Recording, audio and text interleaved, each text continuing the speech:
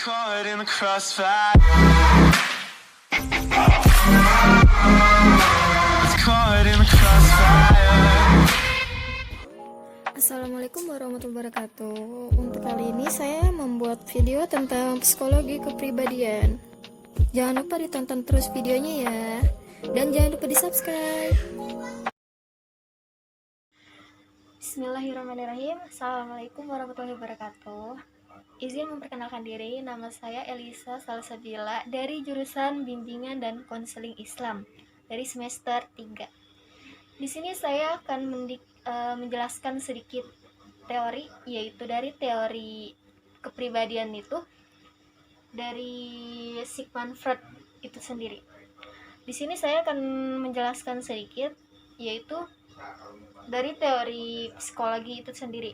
Psikologi secara umum yaitu ilmu yang mempelajari tentang perilaku atau mental manusia gitu. Jadi ketika dikaitkan psikologi kepribadian, yaitu ilmu yang mempelajari apa yang ada di dalam diri kita sendiri maupun dalam diri orang lain, seperti itu. Terus di sini saya akan menjelaskan teori psikoanalisis dari Sigmund Freud adalah seorang psikoterapi dan ahli saraf. Adapun konsep-konsep tingkat mental dari Sigmund Freud itu yaitu ada 3, yaitu alam sadar, bawah sadar, dan alam tidak sadar. Alam sadar ini dalam bahasa psikologinya yaitu konsius, yang berarti pikiran, persepsi, ingatan, dan perasaan. Contohnya seperti perasaan, seperti sekarang ini saya merasakan bahagia atau sedih atau merasakan kekecewaan, itu termasuk ke alam sadar karena kita ini masih ke alam sadar, masih sadar atau realitasnya. Terus kalau alam bawah sadar itu bahasa psikologinya itu yaitu preconscious, yang berisi available memory atau ingatan siap. Contohnya seperti tes asosiasi, kita berhadapan dengan seseorang atau orang lain, dan orang lain itu harus direspon dengan cepat karena kita ini telah memberikan stimulus, seperti itu. Terus yang ketiga yaitu ada alam tidak sadar. Alam tidak sadar ini berisi insting dan pengalaman traumatik. Jadi contohnya itu seperti kayak alam sadar ini bisa dikaitkan dengan alam tidak sadar ini. Mengapa? Karena di sini berkaitan, sangat berkaitan karena masih hampir sama gitu. Misalnya dalam alam sadar, misalnya kita merasakan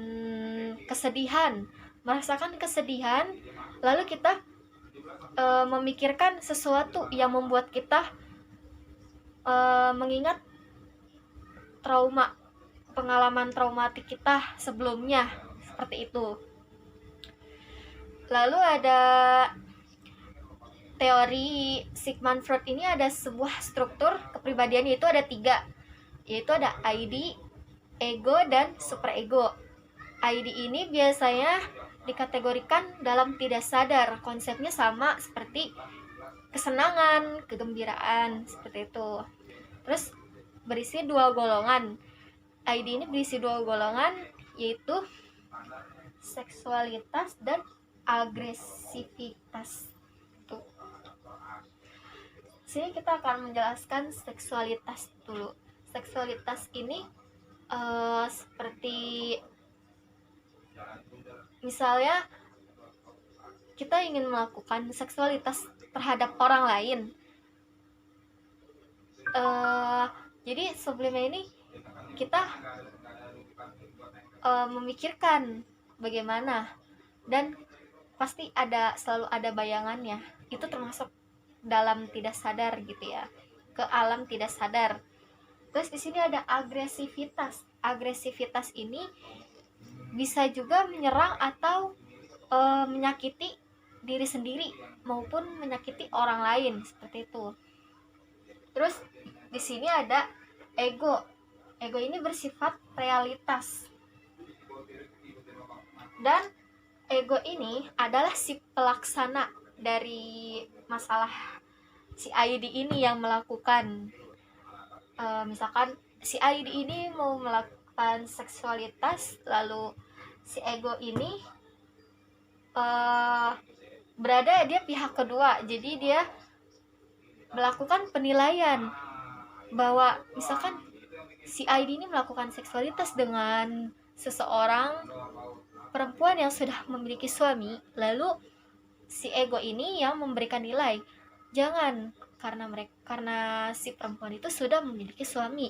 Lalu antara ID dan ego ini terjadinya konflik atau pertengkaran antara ego dan ID. Dan tugasnya si super ego ini bersifat idealistik. Bersifat idealistik ini di dalam super ego ini berisi tentang norma, nilai-nilai, agama, dan budaya, dan bersifatnya menghukum. Bersifatnya menghukum itu di super ego. Super ego ini tugasnya untuk menilai dan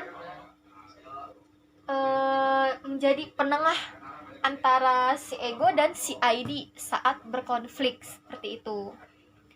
Sekian dari saya, apabila ada kekurangan maupun kelebihannya mohon maaf. Terima kasih. Assalamualaikum warahmatullahi wabarakatuh.